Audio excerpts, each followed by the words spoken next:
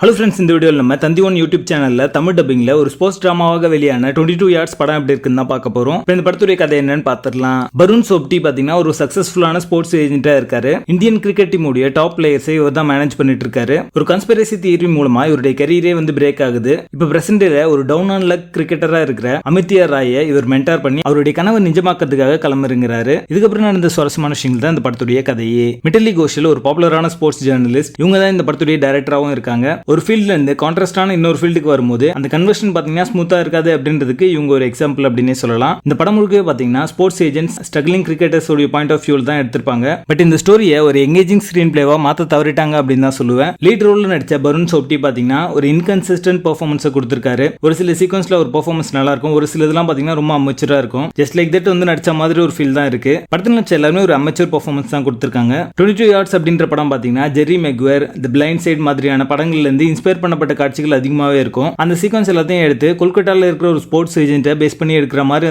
இந்த படத்தை கொடுத்திருக்காங்க. படத்துடைய ஸ்டோரி டீசென்ட்டா இருந்தாலுமே எக்ஸிகியூஷன்ல கோட் விட்டுருக்காங்க. சினிமாட்டோகிராஃபி, எடிட்டிங் எல்லாமே பாத்தீங்கன்னா ரொம்ப அமெச்சூரா இருக்கும். படத்துடைய பேசிங் ஆவரேஜா இருக்கும். மொத்தத்துல இது ஒரு பிலோ ஆவரேஜ் மூவியா வந்திருக்கு. படத்துல அடர்கான இல்ல. இந்த படத்தை நீங்க ஃபேமிலியோட பார்க்கலாம். 22 yards படத்துக்கு எங்களோட ரேட்டிங் 4 out of 10.